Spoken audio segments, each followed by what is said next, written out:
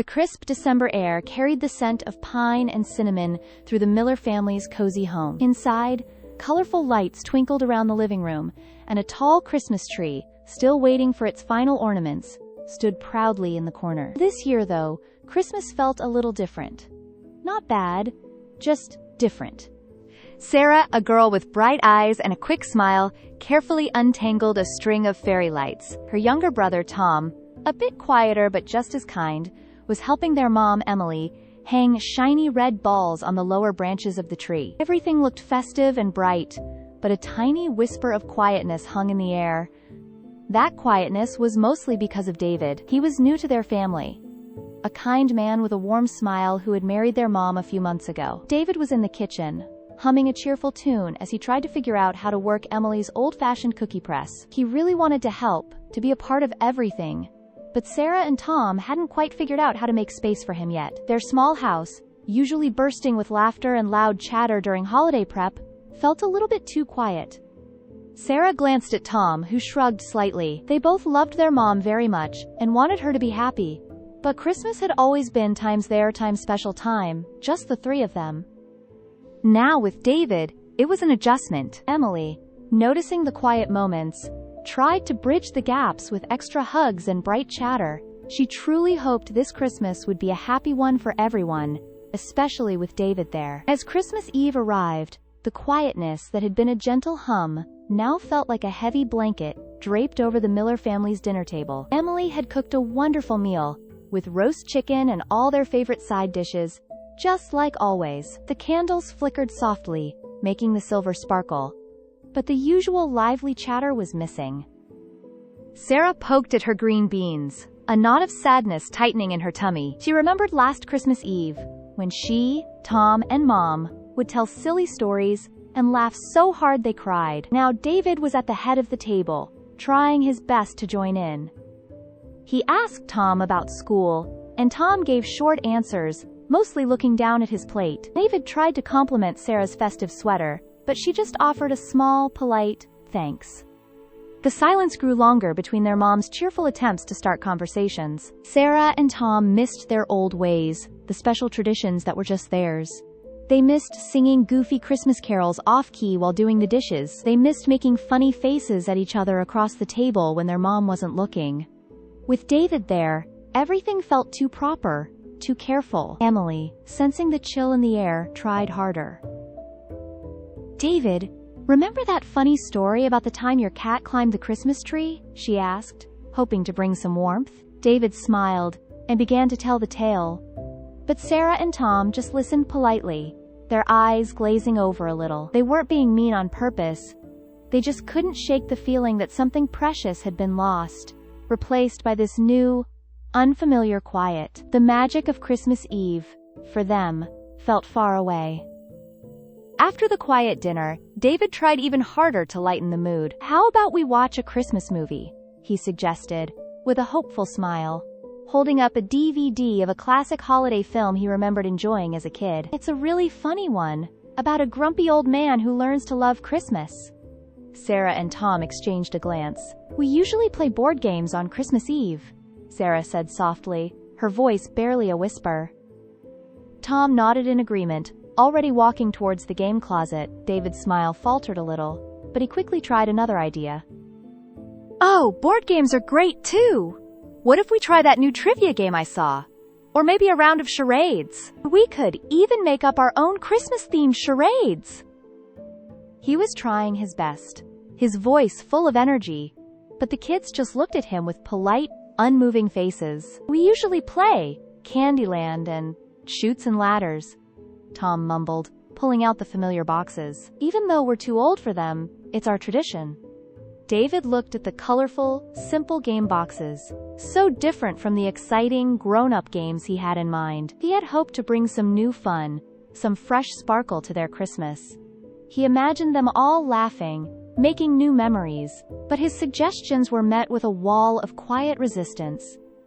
Sarah and Tom weren't being rude, but they weren't joining in either. They simply wanted things to be the way they had always been, and David's new ideas, however well-meant, felt like they were pushing those old, cherished ways further away. The evening continued, with the gentle clack of plastic game pieces. But the joy was muted, almost silent. As the board game ended with a whimper rather than a cheer, Sarah and Tom mumbled goodnights and quickly excused themselves. They walked up the stairs, their footsteps quiet on the carpet, and met in the hallway between their rooms. The house below still had the soft glow of Christmas lights, but up here, it felt like their own private space. That was awkward, Sarah whispered, pushing her hair behind her ear. Tom nodded, his shoulders slumped. Yeah. It's just not the same, is it? He leaned against his doorframe, looking sad. I wish things were like they used to be. Remember how Dad would always lose on purpose when we played Chutes and Ladders, just so we'd laugh? Sarah smiled faintly at the memory. And Mom would make us special hot cocoa with extra marshmallows. David just asked if we wanted tea. She sighed, a long, quiet breath. It feels like our Christmas magic is gone, like he doesn't get it. Quote, he tries too hard, Tom added, kicking gently at the rug. With all his new ideas, we just want our old ideas back. I know, Sarah agreed, a touch of frustration in her voice. Mom seems happy though, and we want her to be happy. But what about us? Tom asked, his voice low. Don't we get to be happy too? This just feels different, and not in a good way. They stood there for a few more moments, sharing their quiet sadness, the glow of the Christmas tree from downstairs seeming far away and dim to them. They both longed for a time that felt simpler, a Christmas that felt more like home. Downstairs, after Sarah and Tom had gone to their rooms, Emily sat on the sofa, the soft glow of the Christmas tree lights reflecting in her eyes. David came and sat beside her, gently taking her hand. He could feel her sadness, even without her saying a word. It's not going very well, is it? Emily said, her voice soft and a little shaky. I just want everyone to be happy. It's Christmas. A tear rolled down her cheek, catching the light. I know it's hard for them. They miss their dad, and they miss how things used to be. But David, you're so kind, and you try so hard. David squeezed her hand. I know, love. I want them to be happy too. I just don't know what to do. Every idea I have seems to make them pull away more. Emily sighed, leaning her head on his shoulder. They're good kids, really. They just need time. But I wish we could just have one truly joyful Christmas, all of us together, like a real family. She pictured the quiet dinner, the forced smiles, the way Sarah and Tom had rushed off. It wasn't the Christmas she had dreamed of, not for her children, and not for David. Her heart ached with the wish that the tension would disappear, and that laughter and warmth would fill their home, making everyone feel loved and safe. She closed her eyes, wishing for a miracle that would bring her family closer. Later that night, long after Emily had fallen asleep, David still felt restless. He got up quietly to get a glass of water from the kitchen. As he walked past the kids' rooms, he heard muffled voices. Sarah and Tom, thinking everyone else was asleep, were still talking. He paused, not wanting to listen in, but their words drifted clearly into the hallway. Quote, just not the same, Tom's voice whispered. Then Sarah's, a little sadder. I wish we had our old Christmas back. The magic feels gone. David's heart sank. He hadn't meant to make things worse. He truly wanted to be a good step-parent, to make this new family feel whole and happy. Hearing their raw sadness, their longing for what used to be, struck him deeply. It wasn't about his new games or his favorite movies. It was about their traditions, their comfort, their feeling of home. He understood then. They weren't rejecting him as a person, but as someone who was changing their beloved Christmas. He realized he couldn't force new traditions on them. Instead, he needed to find a way to honor the old ones. He needed to show them he cared about times their times happiness, times their times memories. A new idea began to form in his mind, a way to connect with them on their terms, to bring back a piece of the magic they felt was lost. He knew it wouldn't be easy, but he had to try. He had to do something special, something that would help them feel comfortable and loved, not just by their mom, but by him too. As David stood in the quiet hallway, the kids' sad words echoing in his mind, he tried to think of what their old Christmas might mean. What were those special traditions they missed so much? He racked his brain, going over every little detail Emily had shared about their past family holidays. Then, like a light bulb flickering on in the darkness, a memory sparked. Emily, with a soft smile, had once told him about a particular Christmas. Sarah and Tom loved making paper snowflakes, she'd said. We'd spend hours cutting out all sorts of shapes, and then we'd hang them everywhere, on the windows, from the ceiling, even on the kitchen cupboards. The whole house would look like a winter wonderland inside. They always insisted it wasn't truly Christmas until the snowflakes were up. David remembered her words clearly now. He hadn't thought much of it at the time, just a sweet story. But now, it felt like a hidden map to their hearts. This wasn't a grand, expensive gesture. It was simple, creative, and deeply personal to Sarah and Tom.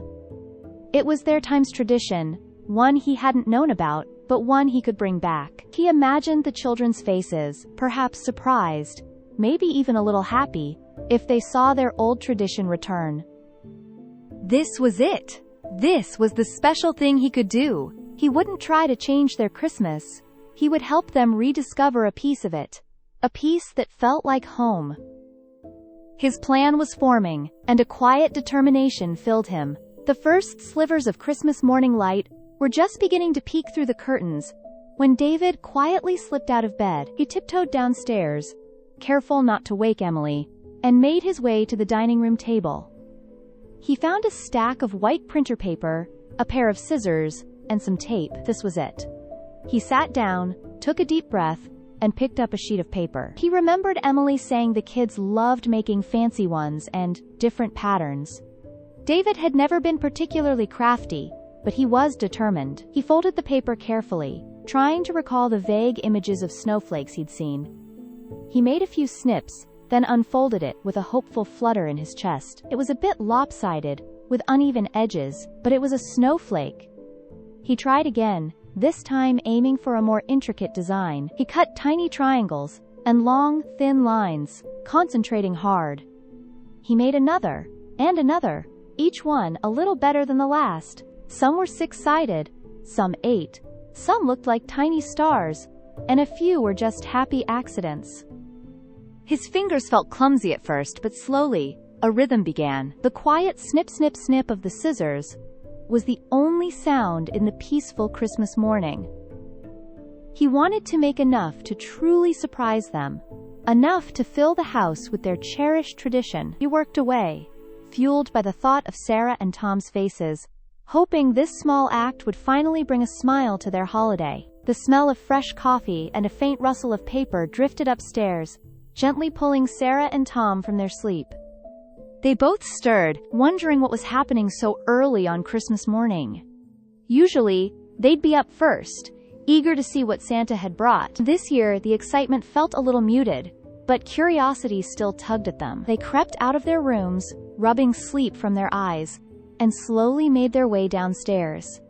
As they reached the bottom step, they paused, their eyes widening in surprise. There, at the dining room table, sat David. He was surrounded by a growing pile of white paper scraps, a pair of scissors in his hand, and a collection of freshly cut paper snowflakes scattered around him like a delicate snowdrift. He was so focused on carefully folding and snipping a new sheet of paper that he didn't even notice them at first. His brow was furrowed in concentration, and he looked a little clumsy, but also very determined. Some of the snowflakes he had made were a bit wobbly, others quite intricate, but all of them were clearly made with effort. Sarah nudged Tom, her eyes asking, "What's he doing?" Tom just shook his head, equally puzzled.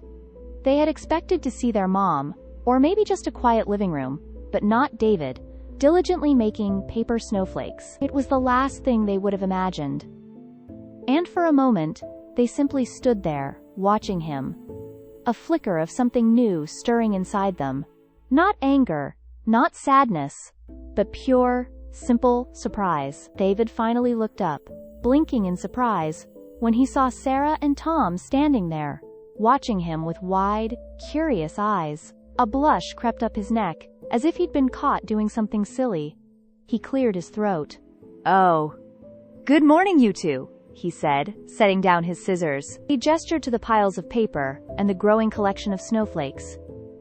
I know this might seem a little odd. He paused, taking a deep breath. Last night, I heard you both talking.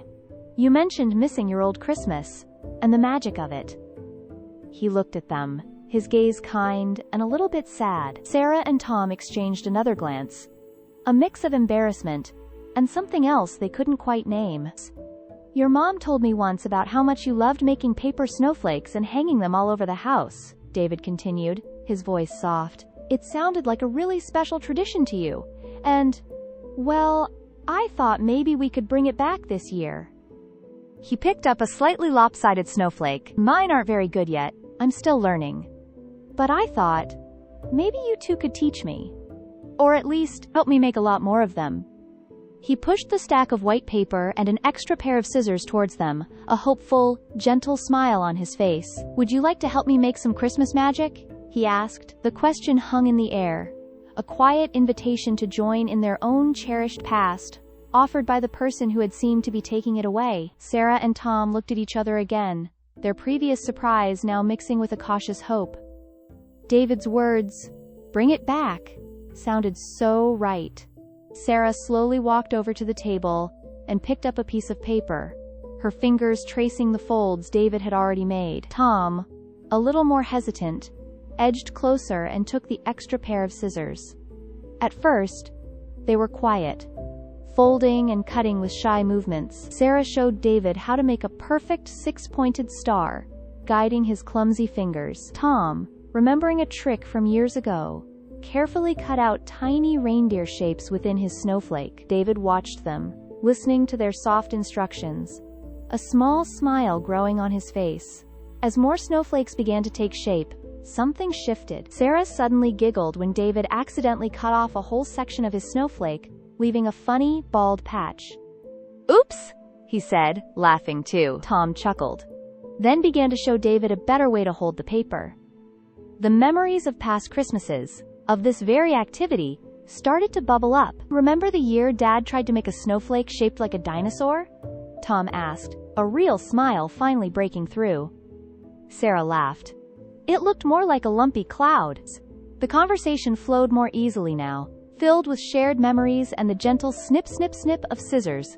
The shyness melted away, replaced by a growing excitement. The simple act of making paper snowflakes was a bridge, connecting them to their past, and slowly, gently, to David. The fun they remembered was returning, one delicate paper creation at a time. What started as a quiet, cautious effort soon blossomed into a morning full of laughter and shared activity. Sarah and Tom, now completely at ease, took turns showing David how to make the most beautiful and complex snowflake patterns. David, with a genuine grin, tried his best, often producing funny, crooked creations that made everyone giggle. The dining room table was soon covered in a snowy landscape of paper cutouts, each one unique. They talked about their favorite Christmas memories, both old and new, and David shared stories from his own childhood holidays, finding common ground in the simple joys of the season. The air, once heavy with unspoken feelings, now felt light and bright, filled with easy chatter and the happy sound of scissors snipping. After they had a sizable pile of snowflakes, they moved around the house, carefully taping their paper creations to windows, hanging them from door frames, and even gently placing some on the branches of the Christmas tree. The whole house slowly transformed, just as Emily had described, into a whimsical winter wonderland. Sarah and Tom worked side by side with David, pointing out the best spots for each snowflake, their earlier sadness completely forgotten. This was their tradition, and now, David was a part of it, not changing it, but helping them make it even bigger and brighter. The morning flew by, filled with a warmth that had been missing for too long. A little while later, Emily woke up to the sounds of soft laughter drifting from downstairs. It wasn't the polite, quiet laughter of yesterday, but real, happy giggles. Curious, and a little bit nervous after the tense Christmas Eve, she got out of bed and slowly made her way down the stairs. As she stepped into the living room, she stopped, a gasp catching in her throat. The entire room was transformed. Delicate paper snowflakes, big and small, perfect and wonderfully imperfect, hung everywhere. They shimmered in the morning light, making the house truly feel like a magical winter scene. And there, in the middle of it all, were Sarah, Tom, and David. Sarah was showing David how to carefully tape a snowflake to the window, her head tilted back in a happy pose. Tom was holding up a particularly funny-looking snowflake that David had made, and all three of them were laughing. The air was thick with warmth, joy, and the easy flow of conversation. The heavy blanket of tension that had covered their home for days was completely gone, replaced by a feeling of light and belonging. Emily felt tears prick her eyes, but these were happy tears. This was the Christmas magic she had wished for, the family connection she had longed to see. David looked up and saw her, offering a gentle, loving smile. She smiled back, her heart swelling with gratitude. They were truly working together, a family finally finding its rhythm. The last snowflake, a tiny, perfectly cut star made by Sarah, was ready for its spot. David carefully climbed onto a small stool, holding the delicate paper creation.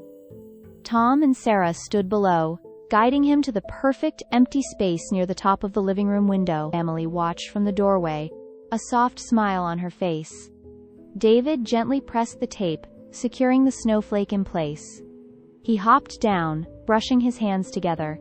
"There, the last one," he announced, looking around at their handiwork with pride.